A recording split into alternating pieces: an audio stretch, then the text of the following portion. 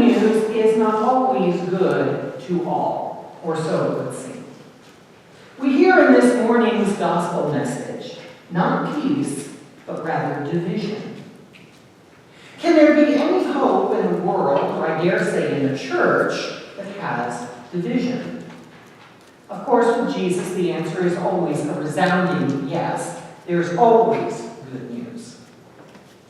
But lately, I have noticed that the American flag is more often at half-staff than at full staff. Shootings, tragedy, frustration, maliciousness. Why would anyone choose to live in such a fallen nation, and yet people want to be here? And yet God is here, even in the midst of our brokenness, breaking down old strongholds, still setting captives free, still giving sight to the blind, still giving hearing to the deaf, and wholeness to the sinner who calls out in the words of Psalm 69, "Save me, O Lord, for the waters have risen up to my neck. I am sinking in deep mire, and there is none to deliver me." And so we open our newspaper or our 6 o'clock news, and we say, "I want some of that kind of deliverance." Deliver me, O Lord, from career politicians who covet their position more than listening to the ones who elected them. Deliver me from a world where headlines are made more often with a gun than with alms for the poor. Deliver me from the suicides of people who traffic our kids to pedophiles and have no conscience. The fire, Jesus says, is kindled. It is quickly kindled. It is getting at us every time that we turn on the 6 o'clock news. And wherever you get your news from, whether you get it from Huffington Post or Fox News, it's the same. This world's a mess. It's an absolute mess. So in a world that Jesus tells us relative is pitted against relative, not even enemies, mind you, but the people who are gathered around your Thanksgiving table, what shall we do? Or as Pastor Jim said yesterday, last week, how then shall we live? The writer of Hebrews tells us about all those who have finished their faith and have yet to receive the benefit that they worked so hard for. But they live by faith. Short story. Count Nicholas von Zinzendorf. How many of you all have heard of him? There's always a show-off in every crowd. Nicholas von Zinzendorf advised people, preach the gospel, die, be forgotten. That's not very promising. I want to preach the gospel, and I want people to remember me. And yet, that's exactly what happened, is Zinzendorf gets remembered. And he's not going to be forgotten soon, at least in clergy circles.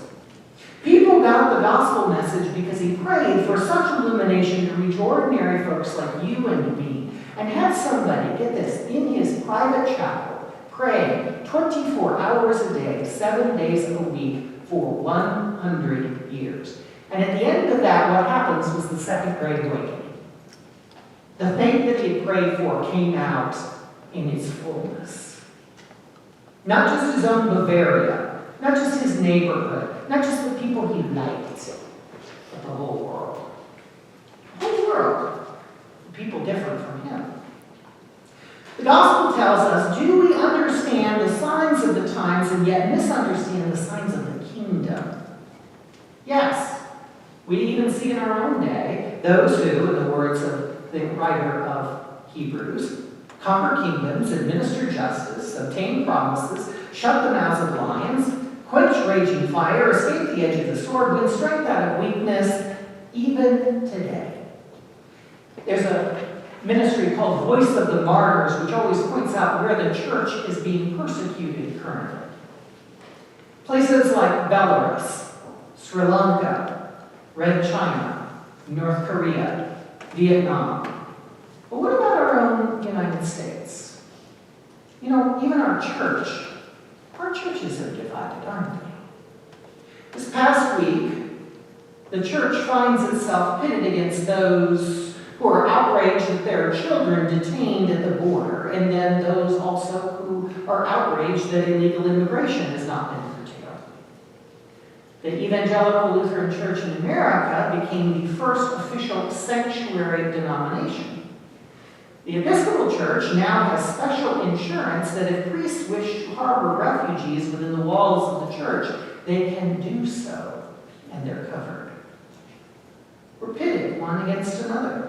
Because gun violence kills many, and yet we have a constitutional right to keep and bear arms.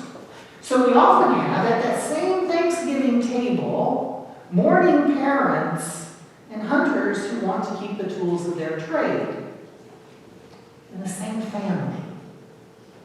What are we to do when we are a people who are called to honor life in all forms, from conception to natural death, and yet still have to navigate a very confusing moral maze? Well, we're called when we were what we were. And the Christian, even when they navigate that moral maze poorly, always has a past. Always. Always. Sometimes the past is even actually quite horrific. But we who work the Christian faith are one of two things.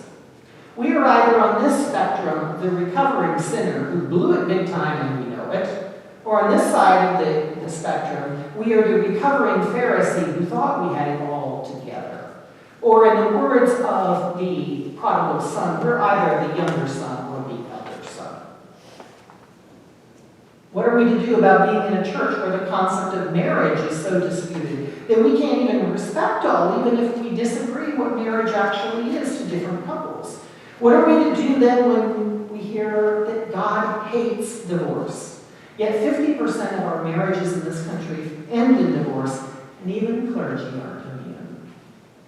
The answer to all these things, to all these moral and ethical problems, is a very simple one. Love your neighbor. The writer of Hebrews gives us a somber reminder that these very people who fought the fight through this moral maze, as you and I have done, did not see in their earthly life the reward of faithfulness. They didn't see the something better that they were promised in this life, and yet they lived by faith. Lived by faith, and we are surrounded by this great cloud of witnesses. They pray for us. They are the communion of saints. And then we then have a choice. We can either choose to run with endurance the race that is set before us, or we can choose to sit on the premises instead of stand on the promises. These words, love your neighbor, mightier than the Ten Commandments. More thorough than the law of Moses, they trump the words of the prophets. In fact, Jesus tells us they're the pinnacle of morality and just dealing. We find them first in Leviticus chapter 19, requoted by the Gospels. Love your neighbor as yourself. No caveats to get us out of that. We know the signs of the times. We need only look at the Grand Island Independent or the weather that reminds us that our climate is changing. This thing we must do. We must love our neighbor.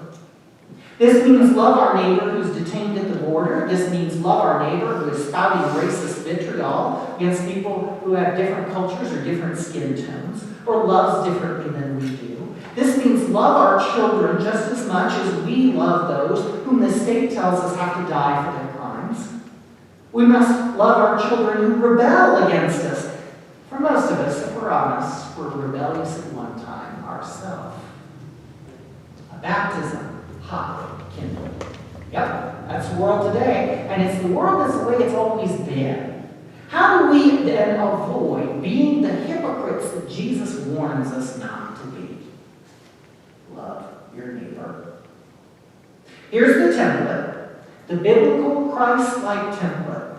This world is going to be a mess, because when sin entered, we all fell. Paul reminds us, there is none righteous, no, not one. The moment that we begin to think that we are in a spiritually better position than somebody else, even the worst and most hardened of sinners, we fail to understand sheer redemptive grace. Unearned, life-transforming. And you and I may think that we've always taken the moral high road, but we haven't, if we're honest. You see, the only way that we rise above the hypocrisy of our present age, the only way that we can transcend the political barriers of our own world and conform ourselves to the mind of Christ is to know love. You know, I look at the Ten Commandments, the things that they're always making a big deal, whether they're on our legal buildings or not. And I cower.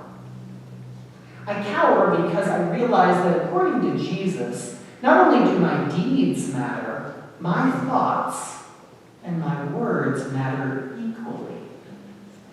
So, when I look at those 10 commandments, I recognize I'm 10 for 10. In thought, word, or deed, I have at some point in my life violated those. And yet I'm the one in the pulpit this morning. So that should tell you a little bit. This is a fallen humanity. And yet we have hope. We have hope. Because Jesus is our hope. He is our purity, our cleanliness, our sobriety, our strength, our power. And each day brings us new promise. Lamentations tells us, morning by morning new mercies I see. Broken people made whole. Powerless victims made empowered survivors. How? Jesus. He came to bring fire to the earth. We already did. At Pentecost, at baptism. And that's the fire that lives in you. That's the fire that should compel you from this place out into the world to change it one person at a time.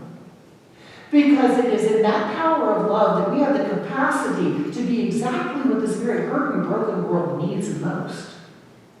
For in Jesus there's no darkness at all. And if he lives and works in us, we too can claim to be the light working out in the world. Not as the whitewashed tombs of the people who thought they had it all together, the Pharisees, the hypocrites, but as people who recognize the stain in their life and wash their robes in the blood of the Lamb. Go forth from this place with a mantra. Love your neighbor. Love your neighbor. I must love my neighbor as myself. For the person that we think we oppose is often a shadowy reflection of us. Love deeply, even as you have been deeply loved. And as you're loved deeply at the table today, take that out into the world. Take that out into the world and transform it. And we can be Christ, his hands and his feet to a hurt and broken world.